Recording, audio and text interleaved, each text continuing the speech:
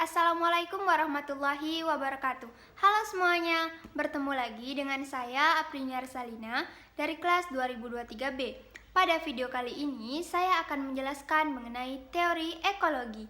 Apa itu teori ekologi dan bagaimana penerapannya? Yuk kita bahas bareng-bareng. Teori ekologi sastra. Teori ekologi sastra merupakan sebuah cara pandang yang digunakan untuk memahami permasalahan lingkungan hidup. Hal yang dibahas terkait dengan ekologi sastra adalah adanya keterkaitan antara ilmu lingkungan hidup dengan sastra. Kearifan lingkungan berisi prinsip-prinsip moral. Yang pertama ada sikap hormat terhadap alam.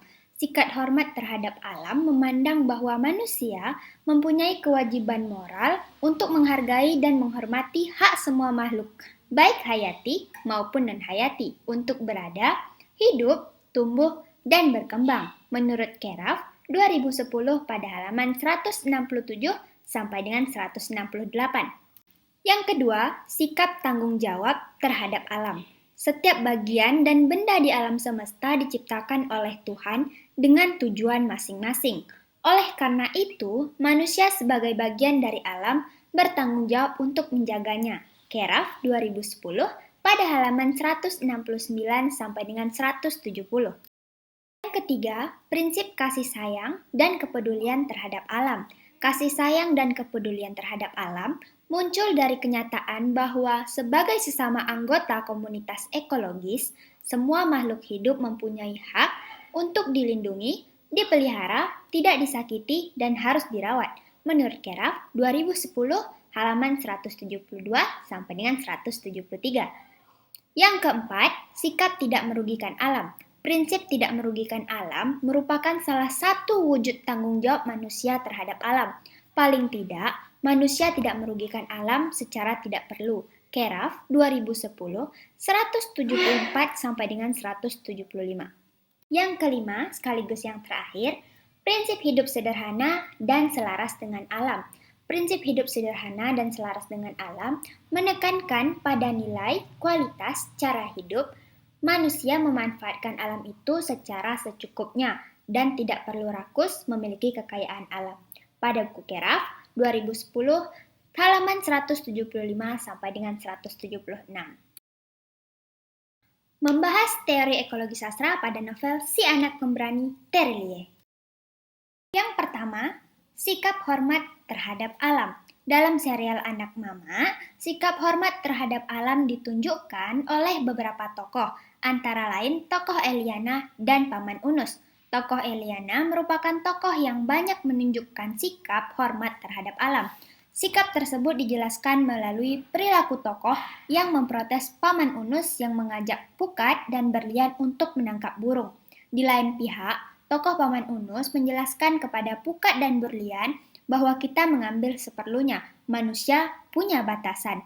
Jangan pernah melewati batas atau alam tidak lagi bersahabat. Menunjukkan sikap Paman Unus yang menjelaskan bahwa sebagai manusia harus menghormati semua makhluk untuk tumbuh dan berkembang. Dalam serial Anak Mama, sikap hormat terhadap alam ditunjukkan oleh beberapa tokoh, antara lain dalam kutipan berikut.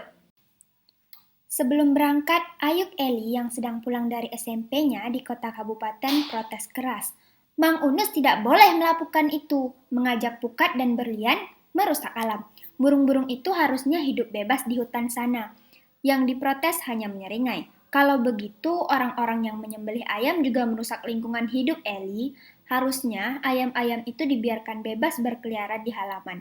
Aku dan Kak Pukat menahan tawa melihat wajah Ayuk Eli yang mengelembung. Sejak tadi pagi, dia protes melihat kami menyiapkan peralatan.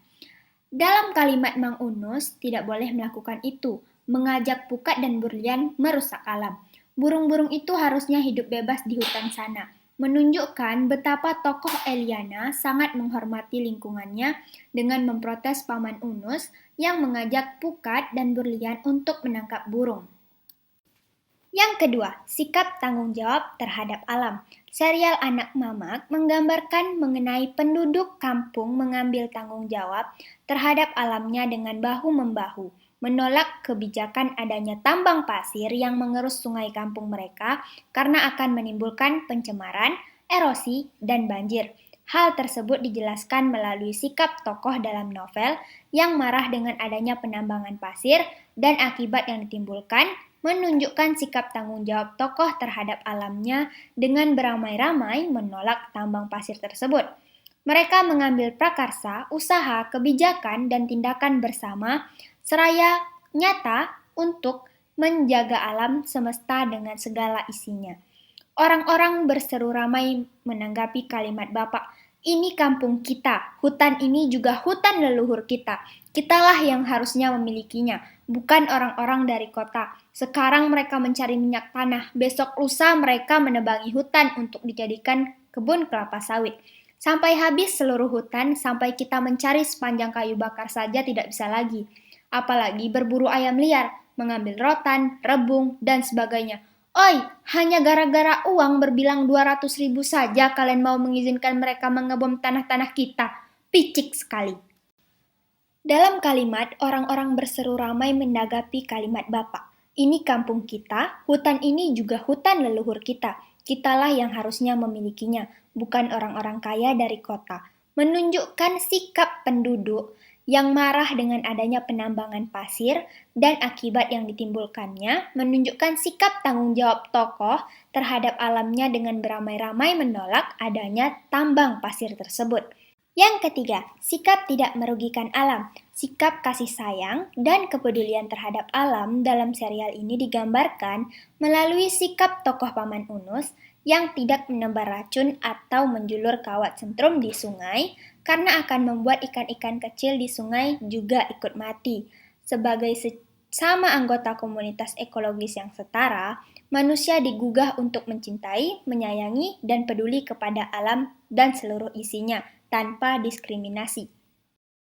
Tergambar dalam kutipan, Ayub Eli yang tadi protes soal menangkap burung-burung itu benar. Kita memang merusak hutan dengan menangkapi burung-burung. Tapi Ayub Eli lupa sisi terpentingnya. Kita mengambil seperlunya. Kita menebang sebutuhnya. Kita punya batasan. Jangan pernah mengambil semua rebung tanpa menyisakan tunasnya untuk tumbuh lagi.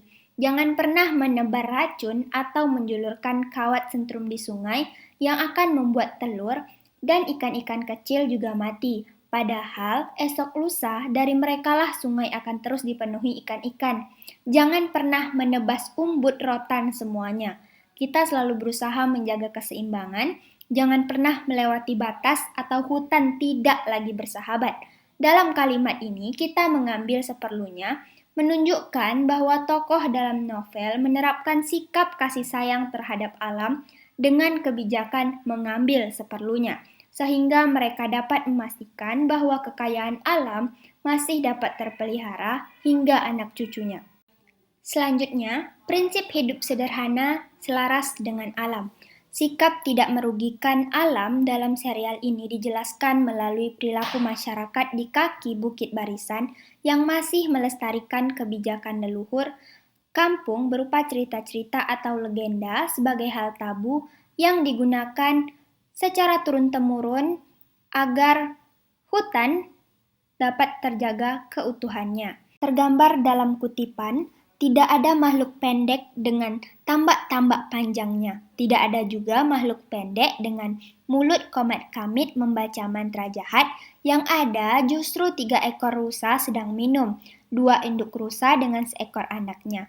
Aku mengusap mata beranjak lebih dekat. Pemandangan ini sungguh spesial. Lihatlah, 2 induk rusa itu berkilau ditimpa cahaya senja yang menerabas pepohonan. Tanduk penjantannya yang bertingkat terlihat anggun mempesona. Mulut mereka meneguk segarnya air sungai. Tidak tahu kalau kami mengintip dari jarak dekat. Anak rusa berlompatan, kakinya terperosok ke dalam sungai, melenguh pelan, dan kembali melompat ke bibir sungai. Dalam kalimat tidak ada makhluk pendek dengan tombak-tombak panjangnya, tidak ada juga makhluk pendek dengan mulut komat kamit membaca mantra jahat.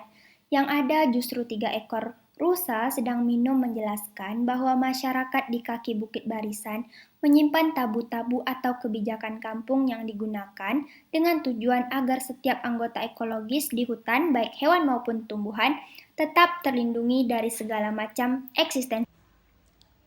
Nah, itu dia pembahasan saya mengenai teori ekologi dan penerapannya pada karya sastra.